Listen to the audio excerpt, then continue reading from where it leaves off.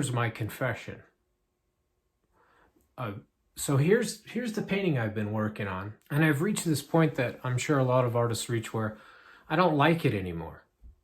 I used to like it, and something else happened, and I don't like what's happening. So there's a tendency at this point to want to abandon this particular work of art here. In this part of the process, there's a tendency to want, and I'm not speaking for everyone, I'm speaking for myself. There's a tendency to want to abandon the project at this point because I don't know what I'm doing next. This is what I mean when I say this self-deprecating phrase, I don't know how to paint, because I don't.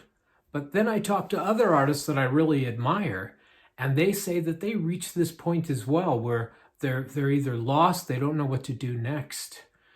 They think the piece is a failure. They want to get rid of it. They want to go on to the next piece and hope that this one turns out better.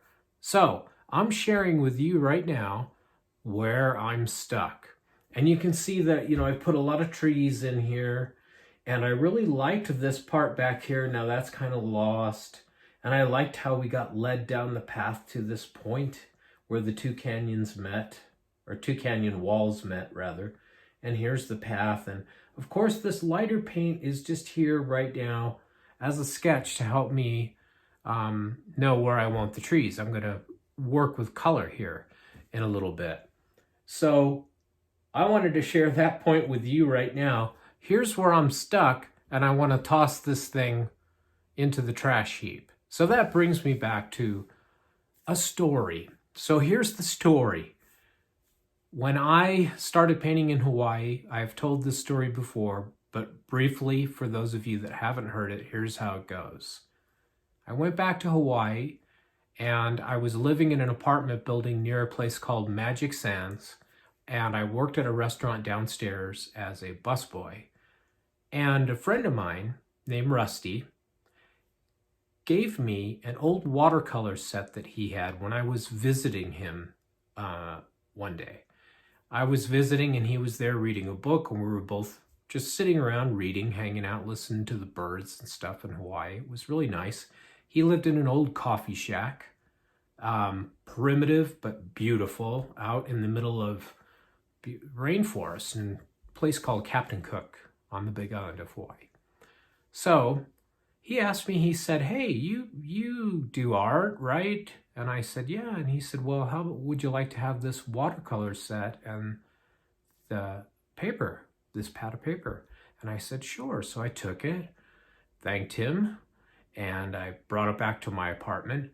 And it may have been the next day, a day off or before work. I was watching cartoons on Nickelodeon, and they had some Keith Haring, little promotionals for Nickelodeon that had Keith Haring art.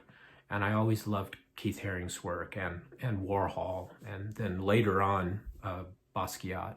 So these are some of my favorite artists, along with Van Gogh and Matisse and the Impressionists and all that. And I had a strong background in copying cartoon figures. Bugs Bunny, Yosemite Sam, Tom and Jerry, the whole bunch.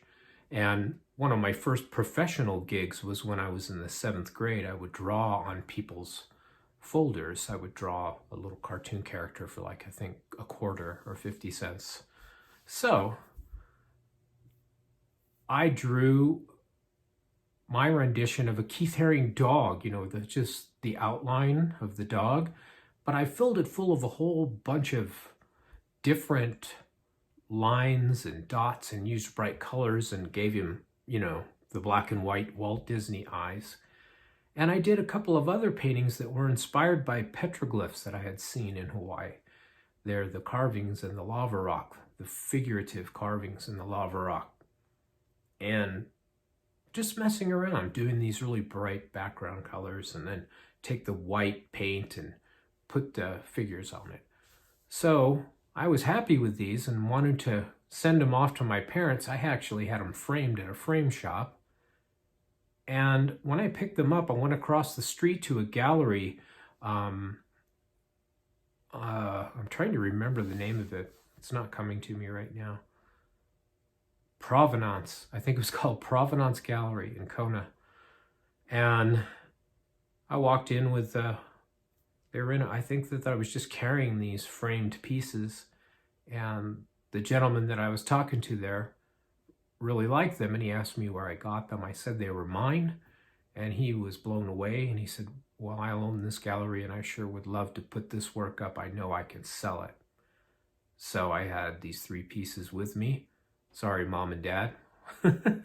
And we signed a contract up in his office and he took them. And I think I don't know, it was something like he was going to give me 40%, you know, like galleries usually do. But, what are you going to do?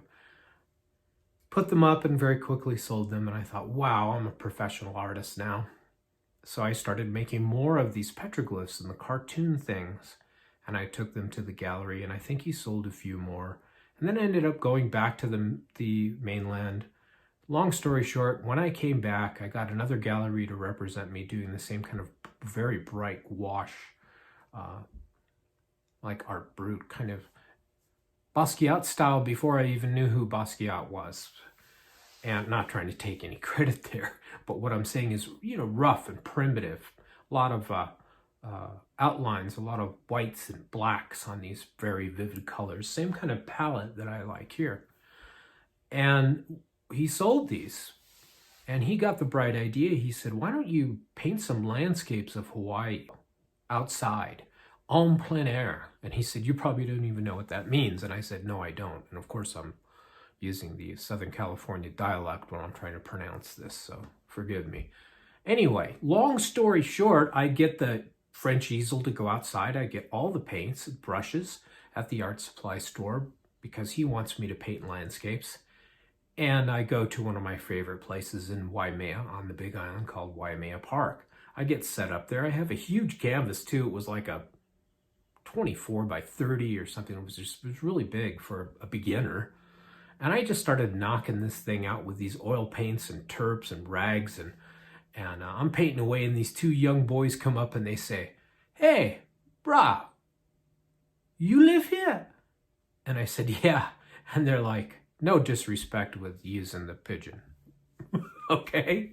Anyway, hey, brah, you live here? And I'm like, well, yeah, I do. And you paint like this?